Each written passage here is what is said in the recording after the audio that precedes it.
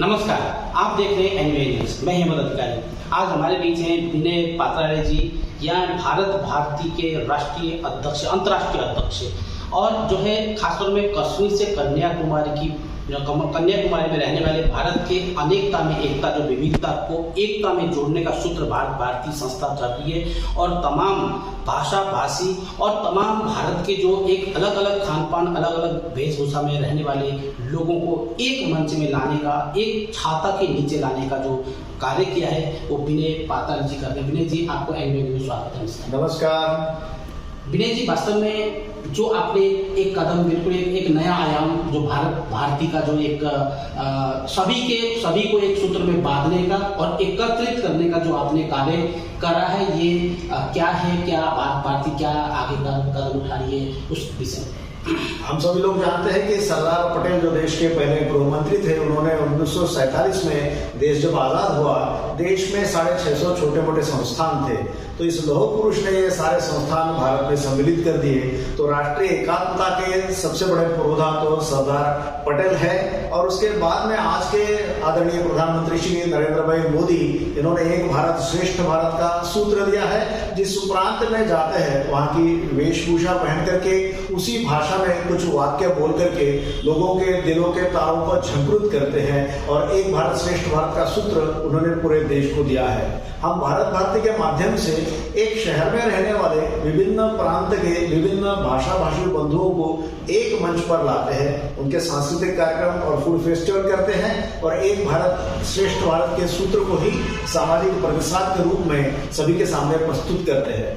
दिल्ली में 12 अगस्त को शनिवार को डॉक्टर अंबेडकर इंटरनेशनल सेंटर पर हमने यह कार्यक्रम आयोजित किया है, जिसमें 22 प्रांत के लोग जो दिल्ली में आकर के बसे हुए हैं, उनके सांस्कृतिक कार्यक्रम होंगे, उनको राष्ट्रीय एकात्मता सम्मान से सम्मानित किया जाएगा, उद्यम रत्न सम्मान दिए जाएंगे, और राष्ट्रीय एकात्मता पर बड़े बड़े दिग्गजों की, विद्वानों की संगोष्ठी होगी।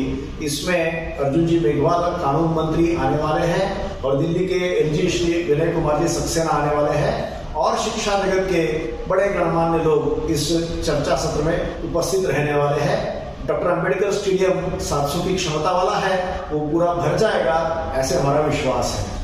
बिल्कुल, भारत भारती द्वारा अनेकता में एकता, विविधता, जिस हिसाब से पूरे भारत, कश्मीर से कन्याकुमारी तक रहने वाले जो दिल्ली राजधानी के अंदर रहते हैं, वो समग्र जो है इस एक अनोखा, एक पूरी भारत को देखने के लिए, भारतवासी के जो अलग अलग कल्चर को देखने का एक ऐसा सुनहरा मौका आप भी मत गवाइए, क्योंकि 12 तारीख को जो कार्यक्रम होने वाला है वो वाकई में एक अलग आयाम देने वाला है। मैं ये कहना चाहूँगा कि भारत का जो कल्चर है अलग अलग है, लेकिन कई जगह अलग अलग होते हुए भी जैसे एक दूसरे की ही कल्चर को बढ़ावा करने की भी एक शिकायत है कि हमारा ही सबसे बढ़िया है। इसको हम कैसे मैनेज कर सकते हैं?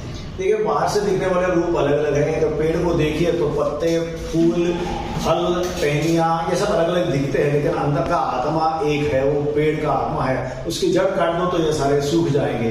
वैसे अलग अलग भाषा हमारी है, गुजराती, बंगाली, पंजाबी, मराठी, अलग अलग ज्ञातियाँ हैं, अलग अलग संप्रदाय है, लेकिन फिर भी हमारी जड़ें भारत है। उन जड़ों से हम कट जाएंगे तो हम सारे सूख जाएंगे। हम अलग अलग भाषा समूहों के माध्यम से सभी को यही संदेश दिलवाना चाहते हैं कि भैया, ये सारी अपनी विशेषताओं को संजोकर भी अपनी भारतीयता को मजबूती से बनाए रखें, यही भारत भारती का संदेश है।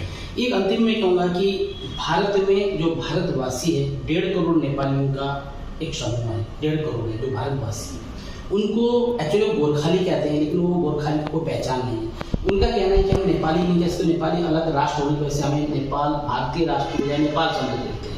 उनको हम कैसे समाधान दे सकते हैं, कल्चर के रूप में या किसी भी रूप में, क्या देखिए, नेपाल से भारत का रिश्ता बहुत ही पुराना है। देखिए, ऐसे समझे जाते हैं कि जनक की सीता ये नेपाल से है, पशुपतिनाथ का मंदिर नेपाल में है, जो महादेव भारत में पूजे जाते हैं वही नेपाल के प्रमुख दैवत है। अभी थोड़ी राजकीय परिवर्तन हो गया, लेकिन वैसे तो घोषित एकमात्र हिंदू राष्ट्र ये नेपाल ही था।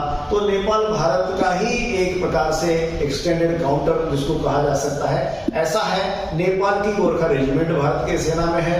नेपाली आपको भारत देश के हर शहरों में, हर सोसाइटी में मिलेंगे। कहीं चाइनीज हाथ गाड़ी चलाने वाले, कहीं सुरक्षा व्यवसाय में, कहीं छोटे मोटे स्किल के काम करने वाले। तो नेपाली को भारत अपने से अलग नहीं मानता, जुदा नहीं मानता। वे सारे भारतीय समाज का ही अंग है, ऐसे हम मानते हैं। नेपाल में जाने के लिए तो वीसा की भी आवश्यकता नहीं है, भारतीय रुपया भी वहाँ चलता है। तो हम भारतीय लोग और नेपाली लोग कोई अलग नहीं है, ऐसे भारतीय की भावना है, भारत भारती की यही भावना है। अंतिम में विश्व में रह रहे, खासतौर में भारत से जुड़े हुए लोग और जुड़ने चाहने वाले लोग, उनके विषय में आप कुछ दो शब्द। देखिए, भारत भारती हमारे सांस्कृतिक मूल को पकड़ के रखने वाली है, उस धरोहर को बनाए रखने वाली है। तो अपनी संस्कृति को खोने का भय सभी अच्छे सज्जन भले लोगों को सता रहा है। तो इसमें भारत भारती के साथ जुड़े, अपनी संस्कृति को बनाए रखें। अपने आज की नई पीढ़ी के बच्चे अपनी भाषाओं को भूल रहे हैं, उसके प्रयोग को भूल रहे हैं।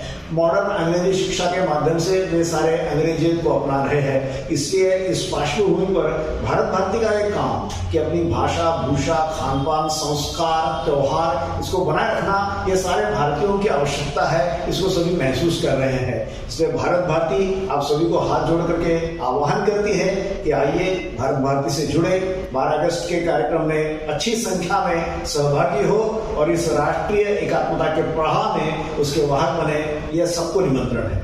बिल्कुल, यहाँ है विनय भाई जी, राष्ट्रीय प्रचारक भी हैं और भारत भारती का अंतर्राष्ट्रीय अध्यक्ष भी हैं। विनय भाई जी, आपने जो है एनवीआई न्यूज के समय दिए, इसके लिए बहुत बहुत धन्यवाद। सभी का स्वागत, सभी को नमस्कार।